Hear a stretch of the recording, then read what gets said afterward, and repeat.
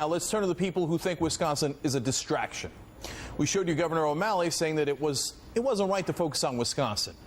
Now look, I'm going to ask you a real question. Do you think he came up with that on his own? Or is it possible that when they were in the White House, the administration told the Democratic governors, hey, be cool, don't talk to the press about Wisconsin. Otherwise, it'll seem like right here in Washington that the Democrats support the unions. No, God forbid. The guys who helped to get you elected, the guys that are in the middle class, the guys you said you would support. But now all of a sudden, no, we don't want Washington thinking that. Now, let me show you a different man, a man who campaigned on the promise of standing with the average guy. This is candidate Obama in 2007.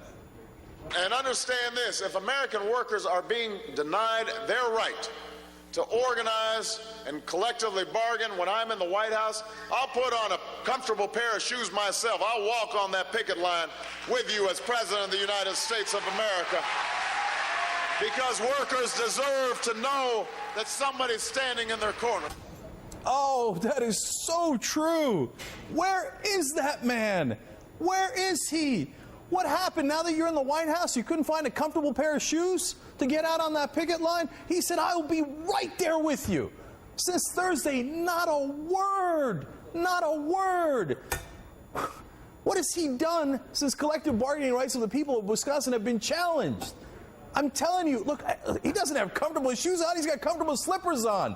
And he put them on. He said, of course, you know, the excuse he always uses is, oh, no, it would be a distraction. You know, it would seem like it's political. Of course it's political. It's a tough political fight. And you know who they could use? They could use their leader. But he hasn't gone out there. He hasn't even said one word of support since last Thursday. Instead, he sent out a spokesperson to talk about cutting spending instead. On the Wisconsin situation, Congressman Ellison and others have called for the president to come out to Wisconsin and stand with the workers. Is that under discussion? Not that I'm aware of, Chip. I think what we have made pretty clear is that the president thinks, and we think, he stated this, that obviously a lot of states in the union are dealing with fiscal issues, big problems in their state budgets that need to be addressed, and they need to act responsibly, tighten their belts, live within their means, just as we in Washington, the executive branch and Congress need to do with our federal situation. No, I got to ask you, even if you're the most ardent Obama supporter, could you tell that from any Republican administration, fiscal issues, tighten your belt, you got to do this? He later talked about shared sacrifice, although, of course, there's never any shared sacrifice from the rich, which they just gave a huge tax cut to. I mean, did he say, yeah, President Obama's in the middle of grabbing his shoes and getting out there, right? No, he didn't say that. He said, oh, well, they got to cut spending in Wisconsin. It sounds like he's supporting the governor. Look, I don't want you to get me wrong. President Obama isn't the problem. In this case, the Republicans are the problem. Governor Walker is the one that wants to take away collective bargaining, and he wants to balance the budget on the back of the middle class. I get that. But what I need you to realize, because it's true and because it's important, is that President Obama, while he's not the problem, is also not the solution.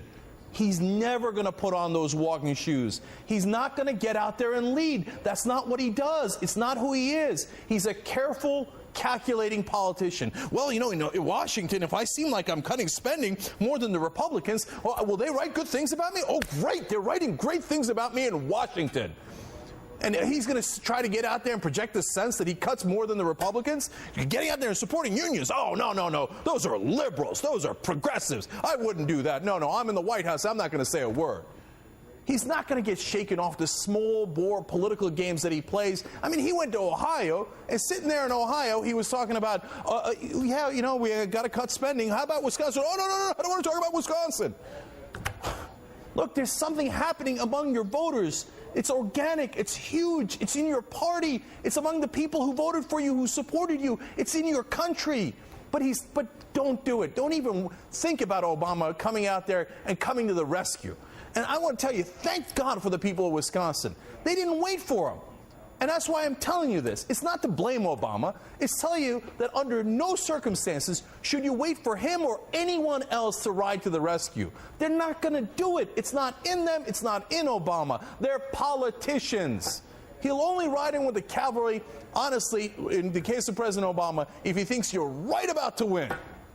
Look, those shoes to grab and get out there on the picket line, they're for you. You got to wear them, and you got to wear them proud. Don't wait for any politician to help you out, because I'm telling you right now, I'm not saying it because it's in my opinion. Look at what's happened in the last 8 days. They're not going to do it. You grab the reins and you do it. That's what they've been doing in Wisconsin, and that's what's worked so well. That's why Republican governors in Ohio and Florida and New Jersey are running scared, because those are real people exercising their right to a democracy.